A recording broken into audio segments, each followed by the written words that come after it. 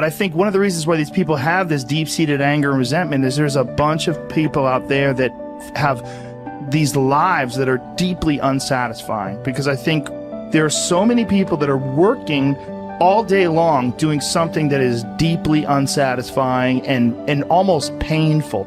Yeah, it's soul killing. Soul killing. Yeah. They're stuck in traffic all day, and then they're stuck in a cubicle after that. They relish the time to take a in the bathroom and look at their phone. I mean, they literally do that. That's a highlight of someone's day.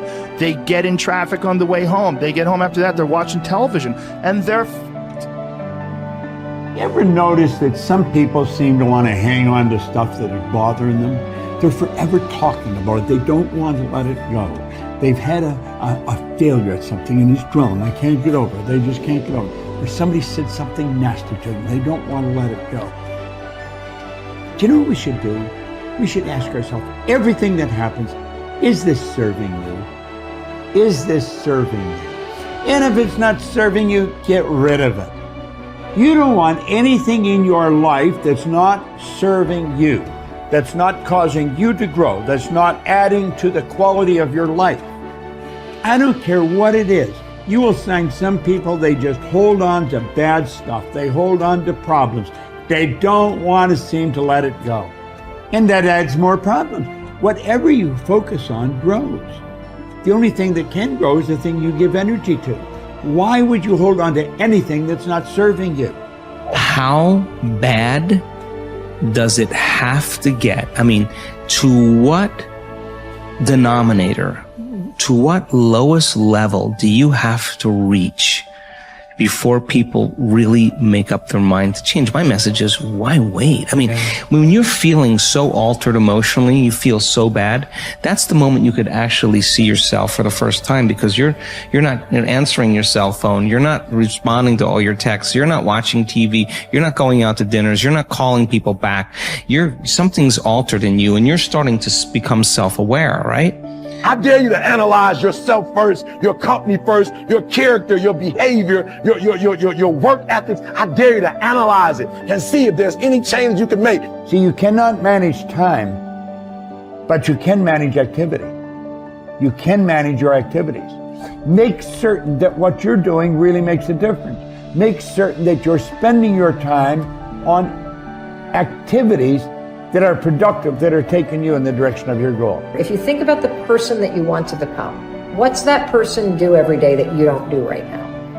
And when you start to do the thing that the person you want to become is doing, you leverage something called behavioral activation therapy. And that is a whole body of research that says when you act like the person you want to become, it's the most powerful way to change a habit. It's even better therapy than talk therapy, because the action proves to your brain that you're becoming that person. You're seeing the change through the action, and so then the brain catches up and starts to relate to you like a person that's confident, or a person who adores their appearance, or a person that celebrates themselves exactly as they are. Before you start the day, ask yourself, how do I want to think today? How do I want to feel? How do I want to behave? I mean, what would greatness look like? What would love look like today? What could I do that would be really cool for me at the end of the day? Say, wow, so I had a good day today. What would make me feel that way? And if you can't find an answer to that, start reading. Who reads anymore? Read a book. I read so many books a week. I know, I'm that way too. So read something about, you want to be wealthy? Read a book about someone who became wealthy, and get real and realize they may have failed 50 times before they actually pulled it off. Or what were their characteristics? What were their traits? What made them? So it wasn't about their wealth, it was about who they became. That's the key, right? So fill your brain with a little knowledge, and then just start asking yourself, what's the greatest expression of myself that I can be today? And rehearse it. Rehearse how you're going to be. And then if it leads to a different choice, that's the unknown. Mm-hmm. And just know that it's not going to be predictable. It's going to be a little uncomfortable. That's where the magic happens. If you can stay relaxed and awake in the unknown, things get pretty exciting. When you're back to the known, you're back to the familiar. Don't expect anything to change in your life. And if you say it's that person or that circumstance, you defaulted and went back to the program of the victim, allowing your outer environment controlling your thoughts and feelings. If you truly do this well, This is what I discovered. If I truly feel the feelings of my future before they occur, and I live in that state, I'm no longer looking for it to happen. How could I look for it if I feel like it already has, right? So I try to stay in that state, because then I'm not separate from it. And that tends to be when the magic happens. There's no control anymore. There's no predicting. There's no perfectionism. There's none of. All there is just kind of an experiment. Like, I'm experimenting to see if I changed my thoughts and feelings, if my life will change. And that should be the experiment everybody has. And do it with curiosity, and do it with just seeing if the experiment works. If it doesn't, change something else about yourself until it starts to work. Deciding who are we going to be. You know, we shouldn't hope to end up one day a magnificent, strong, beautiful, capable, kind, loving person. We should start living like that today, hopefully, so that we become that. That who we become is not an accident, but hopefully a purposeful intent. That our days and how we approach our days are literally driven by the intention of who we're going to bring. That we bring our character into each of the circumstances of our lives, and by doing that, maybe we can't always direct every circumstance of our life. We can't control everything, but we can certainly control our responses to them. We can certainly dictate who we're going to be in those circumstances, and that helps us achieve our ultimate destiny that we desire, not one that just lands on us.